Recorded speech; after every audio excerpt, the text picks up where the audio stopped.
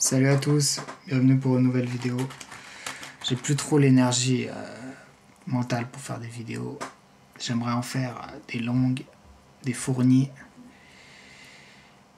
des pédagogiques, mais j'ai plus la force. Alors je vais quand même vous donner mon témoignage. Ça va être encore un truc mystique et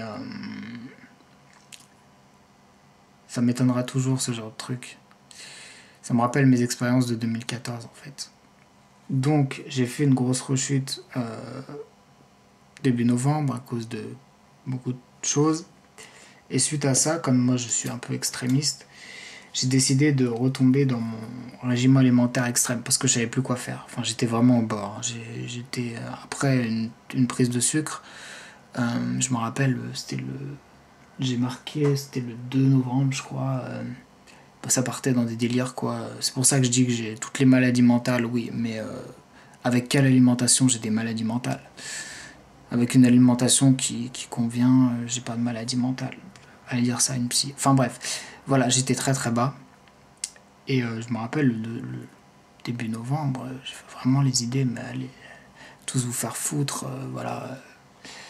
Dieu, machin, toutes ces religions et tous ces gens qui sont mystiques et tous ces gens qui pensent à quelque chose pour la mort, arrêtez, c'est bon, c'est bon. Et donc j'ai commencé mon régime très très très très peu sucré.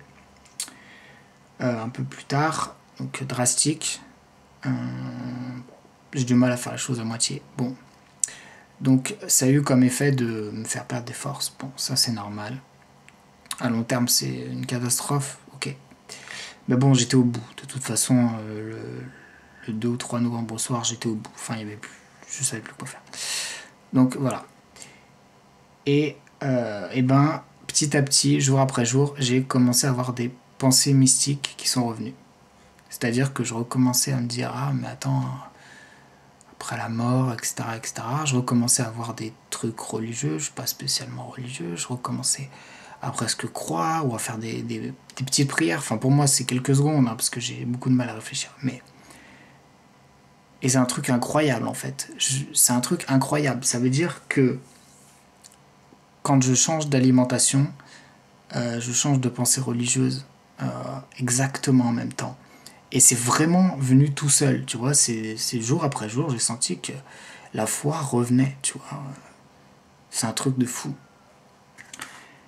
Malheureusement, ce régime drastique, je ne vais pas pouvoir le tenir 400 000 ans, parce que bien sûr, ça fait maigrir. Je sais, c'est bon, on m'a donné plein de conseils là-dessus. Je sais que ça fait maigrir, etc., etc.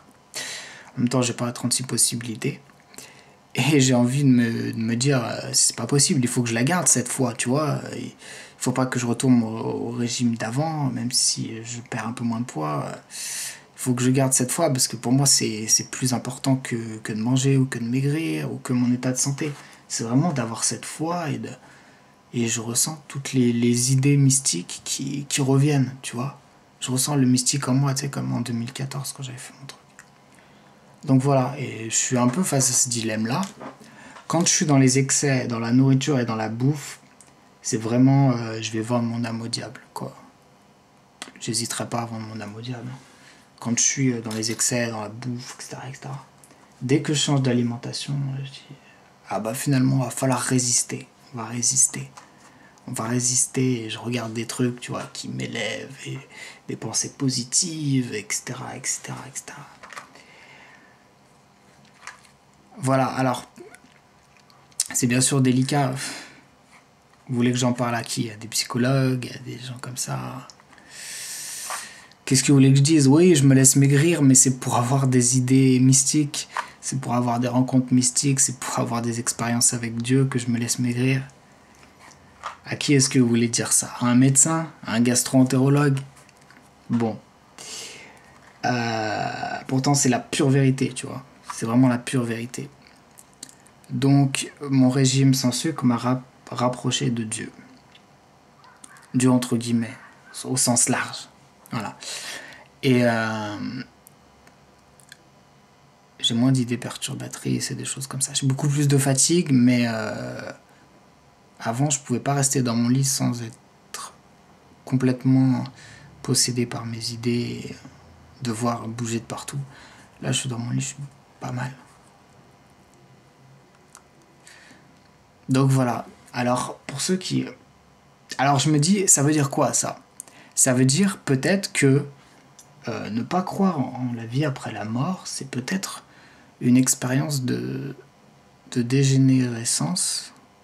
Puisque quand je retourne vers la santé, enfin, c'est pas vraiment la santé, tu vois, mais c'est vers quelque chose qui me convient mieux, qui me nourrit moins mes parasites, etc., etc., je recommence à croire en Dieu, entre guillemets. Alors, qu'est-ce qu'il faut écouter? Bah, c'est pour ça. C'est pour ça. C'est incroyable à quel point ça peut influencer. Enfin voilà, c'était juste mon témoignage. J'ai noté en plus tous mes témoignages au cas où là-dessus. Donc pour les gens qui ne croient pas à la vie après la mort, je vous conseille de faire un régime alimentaire. Vous n'avez pas besoin de changer vos pensées. Vous changez de régime alimentaire, vos pensées vont changer, et vous allez vous mettre à prier peut-être. Je dis, mais bien sûr, c'est mon expérience, donc c'est limité aux frontières de mon expérience. En tout cas, je me suis surpris, c'est venu petit à petit, hein, c'est pas venu le premier jour. Le premier jour, c'était vas-y, allez tous vous faire foutre. Bon, voilà, de toute façon, je vais crever, etc. etc. Bon, blablabla. Deuxième jour, un peu moins. Troisième jour, beaucoup moins. Quatrième jour, cinquième jour, ça stabilise. Puis sixième jour, ah tiens, c'est intéressant, il parle de ça, il parle de ça. C'est incroyable. Alors j'imagine les gens en hôpital psychiatrique. C'est vrai que bon bah là ça va bien sûr pas à l'encontre de mes discours sur la psychiatrie. Hein. C'est sûr, si tu mets des confiseries dans les... Enfin, moi je vous dis, avec le corps que j'ai, il y a moyen de fabriquer un Adolf Hitler avec une dizaine de jours de bonbons. Voilà, tout simplement. Et il y a moyen aussi de fabriquer un sein avec, je sais pas, vous me mettez dans une clinique spécialisée, et puis on me traite bien, puis on m'alimente bien, etc., etc. Je retrouve les idées claires. Et là, je recommence à être un vrai mystique et à emmener les gens dans mes trucs. Donc à méditer, c'est incroyable tout ça, c'est incroyable ce pouvoir-là. J'avais déjà vu ça en 2014, mais de manière très forte et de manière très dangereuse, puisque je perdais en fait la notion de mon corps, d'accord? C'est-à-dire que plus rien, quoi. Alors là, l'ego, plus du tout. Là, j'ai encore de l'ego quand même. Mais beaucoup moins que dans certaines vidéos. Et voilà. Le truc, c'est la plupart des gens, ils vivent ça, tu vois, mais ils savent pas l'analyser, comme les maladies psychiatriques. Tu vis, t'es dedans, mais vraiment 99,9% des gens, ils vivent leur maladie psychiatrique, ils n'arrivent pas à les analyser. Et moi, le pire et le plus dur, c'est que je vis tous ces trucs qui sont horribles parfois dans la tête, et je sais les analyser, et je comprends pourquoi il y a des arnaques ici et là. Enfin bref, voilà. Donc c'est quelque chose de très très spécial.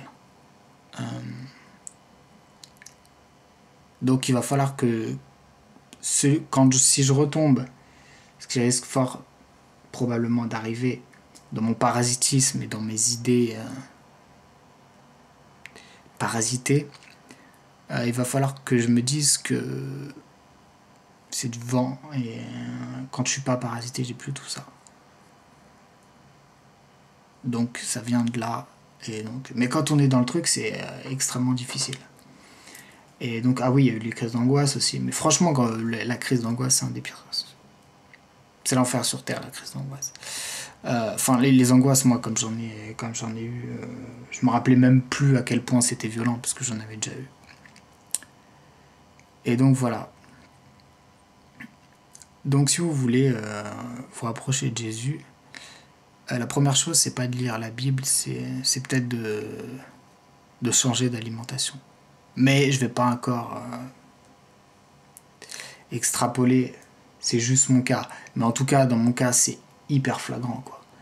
C'est-à-dire que c'est quelqu'un qui a des anges et des démons autour de lui, sauf que moi, c'est pas des anges et des démons, et je sais très bien que je suis pas schizophrène et que je suis pas toutes ces conneries-là, puisque quand je fais mes vidéos, c'est